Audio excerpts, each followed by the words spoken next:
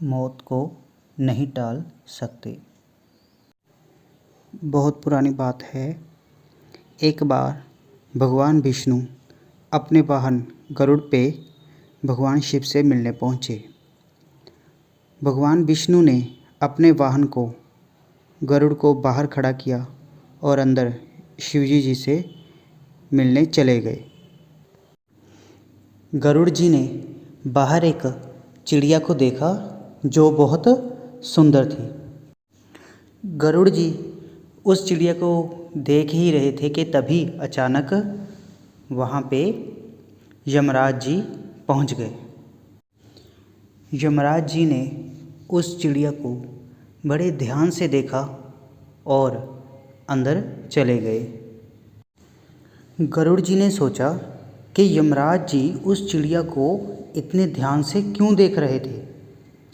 तभी उनके मन में एक ख्याल आया कि यमराज जी अब इस चिड़िया को नहीं छोड़ेंगे और इस चिड़िया को मार डालेंगे। गरुड़ जी को लगा कि अब इस चिड़िया का अंत नज़दीक है, तो उन्होंने सोचा कि इस चिड़िया को कैसे बचाऊं। उनके मन में तभी एक ख्याल आया कि क्यों ना मैं इस चिड़िया को यमराज जी से दूर किसी जंगल में या कहीं और छोड़ दूं। उन्होंने ऐसा ही किया। उन्होंने उस चिड़िया को बहुत दूर एक जंगल में छोड़ दिया। जब यमराज जी बाहर आए तो गरुड़ जी ने उनसे चिड़िया को बड़े ध्यान से देखने का कारण पूछा। तो यमराज जी ने उन्हें बताया कि उस चिड़िया को तो जंगल में सांप द्वारा खाया जाना था और उसकी मृत्यु होनी थी।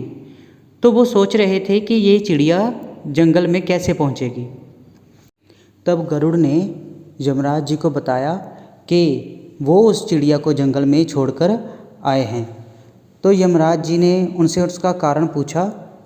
तभी गरुड़ जी ने बताया कि जब आप उस चिड़िया को ध्यान से देख रहे थे तब उनके मन में ख्याल आया कि अब इस चिड़िया का अंत नज़दीक है, तो आपसे और मृत्यु से उस चिड़िया को बचाने के लिए उन्होंने उस चिड़िया को जंगल में छोड़ा। तो यमराज जी ने गरुड़ जी को समझाया कि मृत्यु को कोई नहीं टाल सकता, जैसे कि अब ये चिड़िया सांप द्वारा खाई जा चुकी होगी। तो इस कहानी का उद्देश्य क्या है? मृत्यु को कोई नहीं टाल सकता, यह निश्चित है।